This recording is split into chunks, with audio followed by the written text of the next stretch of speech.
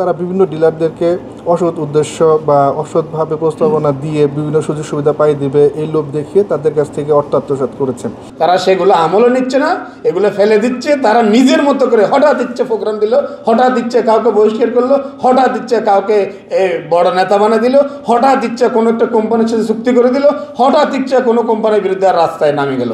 Bangladesh electronics business association এর গড়ার উদ্দেশ্য ছিল বাংলাদেশে প্রত্যেকটা সংগঠনের প্রত্যেকটা ব্যবসায়ীদের একটা সংগঠন আছে, বাট ইলেকট্রনিক্স বিজনেস যারা করে তাদের কোনো সংগঠন নাই বা কোনো সমিতিও নেই। সেই উদ্দেশ্যে নিয়ে আমরা বেসিক্যালি বাংলাদেশ ইলেকট্রনিক্স বিজনেস অ্যাসোসিয়েশনটা তৈরি করি এবং এটা স্বপ্নদ্রষ্টা হিসেবে আমি গোলাম মোস্তফা 2018 সালের 18 সেপ্টেম্বর চট্টগ্রামে এটা প্রথম এর পদযাত্রা শুরু করেছিলাম। সেই থেকে আজ 2025 সালে এর একটা রূপরেখায় আমরা দাঁড় করিয়েছি। সবচেয়ে বড় কথা হলো আমরা যে রূপরেখা নিয়ে এই সংগঠন দাঁড় করিয়েছিলাম সেটার উদ্দেশ্য ছিল যে ইলেকট্রনিক্স কোম্পানিগুলো আমাদেরকে প্রতিনিয়ত তাদের উপর বা ডিলারদের উপর একটা খরচ চাপিয়ে দিয়ে থাকে, তাদের নির্দিষ্ট নীতিমালার ভিতর ব্যবসা করতে হয়। এতে করে দেখা যায় কোম্পানি এবং কাস্টমার বেনিফিটেড হয়, কিন্তু যারা ডিস্ট্রিবিউটর থাকে তাদের পণ্য বিক্রি করে তারপর প্রতিনিয়ত ক্ষতিগ্রস্ত হচ্ছে। তারা পণ্যটা এমনভাবে বিক্রি করে ডিলারকে যে কমিশন দেয় সেই কমিশন তারা অনলাইনে ফ্ল্যাশ করে দেয়, যার ফলে ডিলার যে উদ্দেশ্য নিয়ে সে ব্যবসা শুরু করেছিল সেই ব্যবসা সে সাফল্য দেখতে পারে না, এর ফলে ডিলার ক্ষতিগ্রস্ত হয়। এই ক্ষতিগ্রস্ত ডিলারদের নিয়ে আমরা এই সংগঠন দাঁড় করিয়েছিলাম, যে উদ্দেশ্য ছিল যে যারা ব্যবসায়িকভাবে ক্ষতিগ্রস্ত হয়েছে তাদের পুনর্বাসন করা। কিন্তু দেখা যায় আমাদের এই সমিতির কতিপয় সদস্য তাদের চরিত্র মানে তাদের যে নৈতিকতা চরিতার্থ করার জন্য তারা বিভিন্ন ডিলারদেরকে অসৎ উদ্দেশ্য বা অসৎভাবে প্রস্তাবনা দিয়ে বিভিন্ন সুযোগ সুবিধা পাই দিবে এই লোভ দেখিয়ে তাদের কাছ থেকে অর্থ আত্মসাৎ করেছেন, যেটা আমাদের কাছে প্রমাণ সহ এসেছে। আমরা এরই প্রতিবাদে আজকে এই বিশেষ সাধারণ সভা আয়োজন করেছি। এই সাধারণ সভার ভিতরে আমরা তাদের যে আমাদের যে দাবি, বসুন্ধরা ডায়াপেন্ট এখন আরও উন্নত।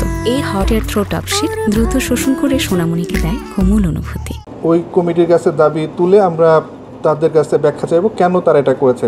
এটা আমরা তৈরি করেছিলাম বাংলাদেশের ইলেকট্রনিক্সের সাথে যারা সম্পৃক্ত ব্যবসায়ী সে সমস্ত ভাইদের ঐক্যবদ্ধ একটা প্ল্যাটফর্ম তৈরি করার জন্য। বাংলাদেশে দেখেন আপনারা সকল সেক্টরের ভাইদের অ্যাসোসিয়েশন আছে, ডাক্তারদের অ্যাসোসিয়েশন আছে, ইঞ্জিনিয়ারদের অ্যাসোসিয়েশন আছে, আপনার উকিল সাহেবদের অ্যাসোসিয়েশন, আইনজীবীদের অ্যাসোসিয়েশন আছে, হ্যাঁ, তৃণমূলের ব্যবসা যারা করে তাদের অ্যাসোসিয়েশন আছে। ইলেকট্রনিক্স ব্যবসা যারা করে তাদের ঐক্যবদ্ধ একটা প্ল্যাটফর্ম তৈরি করার জন্যই ইলেকট্রনিক্স বিজনেস অ্যাসোসিয়েশনের যাত্রা শুরু হয়। এখানে ইলেকট্রনিক্স ব্যবসায়ীদের সুবিধা অসুবিধাগুলো আলোচনা হবে, তাদের কোনো বৈষম্যের শিকার হলে সেটা নিয়ে আলোচনা হবে, তাদের সাথে কেউ যদি বাড়াবাড়ি করে সেটা নিয়ে আলোচনা হবে।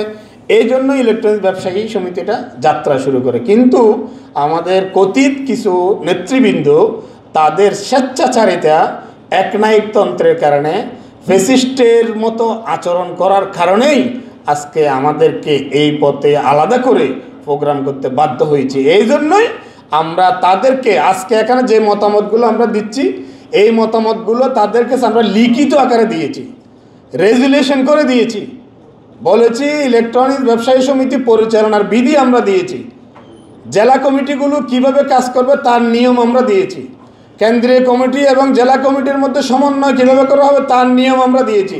কিন্তু তারা সেগুলো ভ্রুক্ষেপ করে নাই, তারা সেগুলো আমলও নিচ্ছে না, এগুলো ফেলে দিচ্ছে। তারা নিজের মতো করে হঠাৎ ইচ্ছে প্রোগ্রাম দিল, হঠাৎ ইচ্ছে কাউকে বহিষ্কার করলো, হঠাৎ ইচ্ছে কাউকে বড় নেতা বানিয়ে দিল, হঠাৎ ইচ্ছে কোনো একটা কোম্পানির সাথে চুক্তি করে দিল, হঠাৎ ইচ্ছে কোনো কোম্পানির বিরুদ্ধে রাস্তায় নামে গেল।